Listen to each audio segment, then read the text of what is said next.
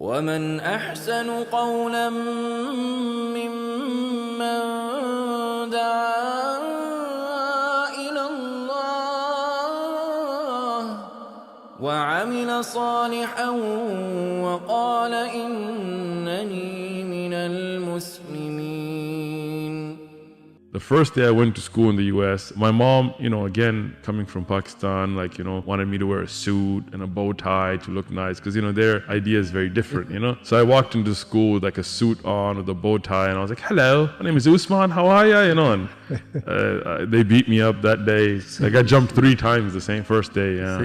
Same day, big black eye, ripped shirt, bow tie gone, all that, came home. And my parents were divorced, it was a very secular household. We weren't religiously inclined. When I was around 10, I knew the gang. They would know me. I used to fight a lot because, again, people would make fun. Our students have screws loose in their head to begin with, so it would just end up being a fight. When I was 12, I had an Irani friend. He was not Muslim. I didn't have any Muslim friends growing up, So his family was from Iran. They were Shia, but they became Christian to get a visa to the US during the revolution there. So his family were all Christians. But he was Irani and I was Pakistani, so in school we're the only 2 semi-Middle Eastern guys. So I used to hang out with him, but he liked to start fights. So he picked a fight with these guys from a gang called Lomas 27th Street. It's a Latino gang. And they started beating him up and I saw him, I jumped in. And I started fighting and he ran away. And 3 guys beat me up though. When I went home, I was pretty bashed up. They were older guys. So my mother called my father. He didn't live with us, so he came. And I remember it very clearly. So he pulled up. He had this old Camaro, at that time it was new. And he pulled me in a room by myself and he told me, I only have 2 questions. Did you run? I said no. He said, did you cry? I said no. I said, okay, we're good then. So he grabbed a baseball bat and got in the car and said, let's go find them. So we drove around and the gangs have particular areas where they post up. This is they have to represent the hood. So I knew where they would be. We went there. We saw them. I told my father, that's them. We both jumped out. He took a bat. He hit one guy in the head. My father cracked one's shoulder, shattered his shoulder. The other guy, he cracked his head. And again, my father was, was a tough guy, so they ran. The problem got to be is then my father drove off and went to his house and I had to go to school the next day. So I very clearly remember going to school the next day. And I remember just walking down the hallway and people going, hey, there's that dead kid, the one that's going to get killed today. Oh. Lomas 27th Street was about 500 strong. I was by myself, 12-year-old kid, and we had just cracked one guy's head and broke that guy's shoulder. So basically they were going to wait till school's over and they were going to roll up from the high school, because this is elementary school. But they would come from the high school to mess with us. Older guys. Older guys, yeah.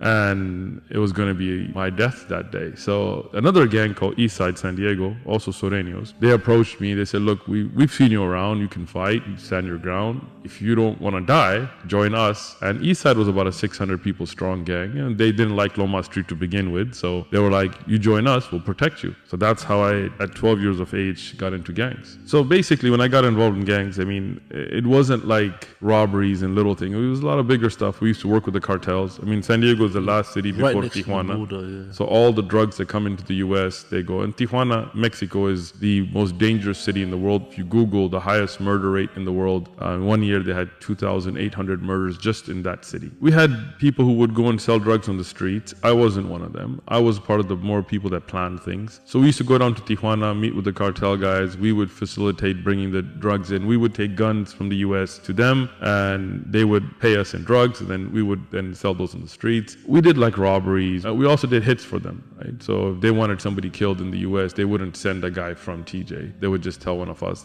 hey, here's a guy, here's money. So the first friend I saw get killed, I was 14. But it's one of the things that still kind of haunts me sometimes because he got shot, right, in the head. And as you know, what you see in the movies of how people get shot is not reality, right? It's not like a little hole and then the Indian movies, the blood's dripping, the guy's still running. He got shot, he had a bullet hole and then the back of his head was gone, but he was still it wasn't like he wasn't gone, he was still breathing. And I remember holding him and the worst thing is you kind of had to, you were like, it's going to be okay. But you look at him and it's not. Back of his head's gone. The exit hole's definitely bigger and worse. And he died. I was holding him and he died. And I was 14. We buried him. That was the first of many. And then we would shoot them, they would shoot us. A lot of my friends got killed. One of my friends got stabbed in the heart with a screwdriver in front of me and died and stuff. But what happened is the gang had a leadership, we used to call the carnales, like the big guys, the shot callers, the OGs, and I was a part of that, right? So there'd be 13, members. Those would be the leadership council. And we had a rule, blood in, blood out. You can understand what blood in means, but blood out means you get killed to leave, meaning you never leave, right? Yeah. So one of the guys that was also on that council, he was a very good friend of mine, grew up with him since I was young. Since basically I got to the US. He was 2 years older than me. And he was very, again, like I know they're gang members and it's kind of a strange thing to say, but he was a really nice guy, Like he kind of looked out for me like an older brother, right? My father didn't live with us. I didn't have any older siblings. I was the only child. So, even in school or out, he was somebody that was very close to me. And what would happen is we would set up these hits back and forth. So let's say you're a leader in another gang and you did something to somebody in our gang. Now we want to hit you. Well, we can't really just walk up in your hood because you're going to be protected. So we would make these plans, right? Like, okay, where's he going to be? So this girl came up to me at a party and she gave me a number and, she wanted to meet up. And at that time, when you were in that kind of situation, you would get a lot of attention, not just because of your looks or something, but because you could facilitate a lot of things for a lot of people. I had another girl that contacted me about, my mom was very strict, right? So if I wanted to go do stuff, what would I do? I would go stay at my friend's house and his parents would tell my mother, yeah, they're going to be in bed by 9, but we do whatever. So Saturday night I was spending the night at that same friend's house, and he used to have a garage where we used to sell drugs and have guns and stuff, and then he had an inner house which nobody was allowed in. That's where his grandmother and parents and all lived. But with me, he was that close that I would stay inside the house, and I would speak to his family and all that. So Saturday night I was staying at his house, and I told him, hey, I got these two at the same time. I don't know what to do. So he's like, well, give me one. I'll take one, you take the other. I said, all right. I gave him one number and I took the other. And what happened is he called and basically she said, meet me at this payphone and call me and I'll come out and get you. So he went, and when he got to the payphone, he rang the number. Instead of her coming out, a bunch of guys came out and they shot him. It was a setup. But the setup was for me. Qadar Allah. So, months they had planned this out, when I met her, and then she kept in touch with me, but she was working for them. So all that, was just a setup. Now, I didn't know. I was out, and the next morning got a call, and they said, he's dead. What? What do you mean he's dead? He was doing this last night. He's like, no, it was a setup. And it hit me hard. I felt guilty. It was a different feeling because... He's a close friend as well. Very close. Very good guy. He was always protective over me, and it was meant to be me. So I went to his funeral. First I saw him, and he had been shot 9 times. So the bullets were, I don't know how many bullets they shot. It was multiple shooters and stuff, but it was a 357 bullet that went through his head. So the back of the head was gone, and front had holes, and shoulder, hand, chest, body was all holed up. And somebody since you're a young kid. Like I said, I'd seen other people die, but this was a very close friend, and it was supposed to have been me. So I was just imagining myself there.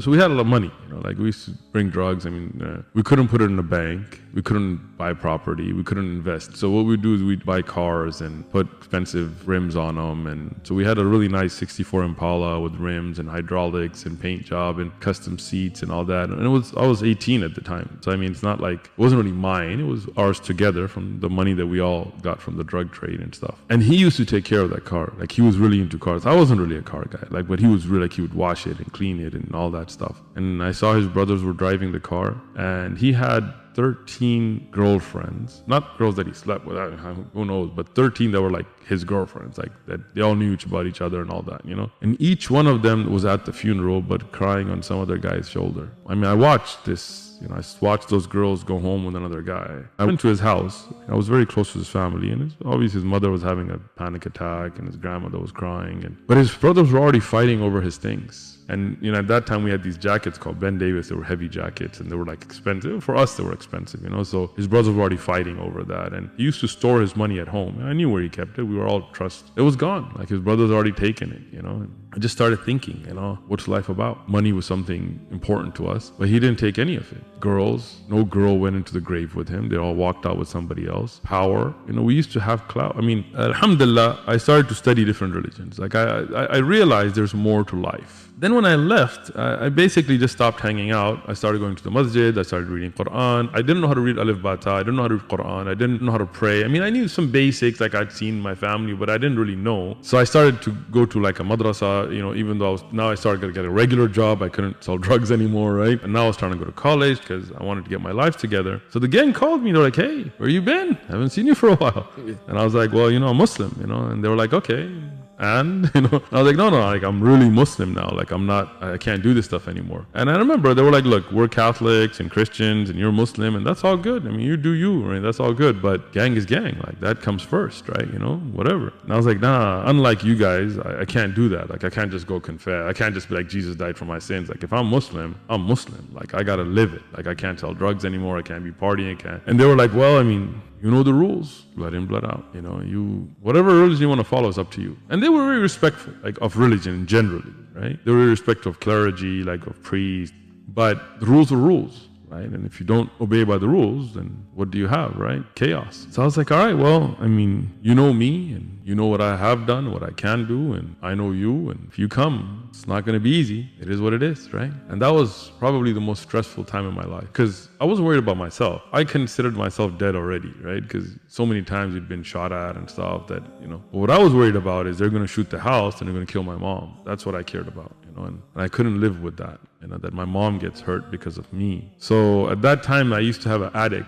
The attic had a vent to the street, so like little. So I would spend the night there with a gun, just waiting. And I knew how it was going to be done because I was part of the enforcement before. They would wait till 4 a.m., 5 a.m., Fajr time because gang members would stay up late. But by that time, you get drowsy and you just pass out, and then they just shoot up the whole house. So I was just waiting, and a day went by, and 2 days, and 3 days, and the stressful thing was they knew everything about me. They knew my schedule, they knew where I lived, they knew my family, they knew everything. After a while, I started thinking, I used to roll with these guys and we went through crazy experiences together. We were shot at, we were stabbed, we shot at others, we were arrested and we didn't rat on each other, we were pulled by police, and all of that we lived through, I owe it to them to at least tell them about Islam. If it changed me, maybe it would change them. And I felt guilty. Like I felt like, okay, I got this amazing thing, Islam, that now I realize the purpose of life is not sell drugs or party, and now I realize there's a greater purpose and why we exist and why we were created and Jannah and Jahannam, but these guys don't know this stuff. So I said, I'm going to go to the hood. I had started to grow my beard, I was wearing a thobe, imama, so I changed, and I wasn't going to go armed because I'm not going to take them on,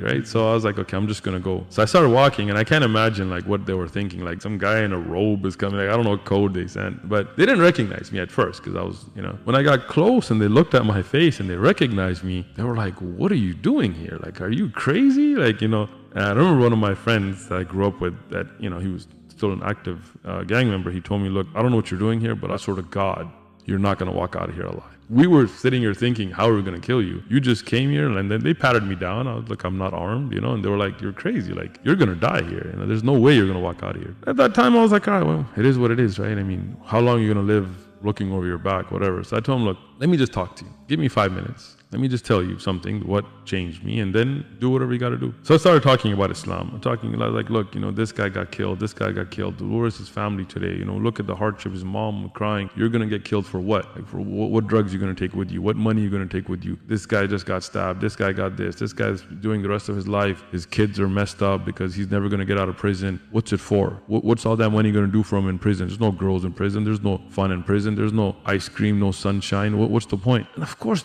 they had the same thoughts, so it resonated because whatever I was going through, they were going through. So 2.5 hours later, one of them, the OG, told me, look, we're going to give you a pass. Let's go. Just get out of here. We don't want to ever see you. Don't ever get in the hood. Don't ever let us see you. Just go. And in religion, we respect it. Leave. I told him no. I told him, look, I'll leave on one condition. You guys come to the masjid. Just one time. We'll make food for you. We'll sit down in a good environment, not this kind of place, and just come. We're like, this guy is crazy, like we're letting him live, and now he's putting more conditions on us. And then after a while, they're like, all right, fine, we'll come. Now, again, there were 600. Not all of them came. Maybe, I forgot, maybe like 70 or 60 or something. Many of them, maybe 20, I don't remember. Like a lot of them came, not at the same day. Alhamdulillah, 12 of them became Muslim, Look, it's not a fairy tale, right? Some of them still got killed. I mean, it's not a movie. Like, it is a reality. It is what it is, right? One of them, he had killed somebody's cousin, and even though he left the gang world and he was coming to the masjid, one day they saw him at a store and they shot him. One of them ended up, he used to sleep around a lot. He had AIDS, he died from it. Some of them got locked up for stuff they had done in the past. But I can tell you, alhamdulillah, I still know some of them. And they're Muslim, and they left that world. They had to leave San Diego and stuff. So alhamdulillah, some of them did become Muslim. ومن أحسن قولا ممن دعا إلى الله وعمل صالحا وقال إن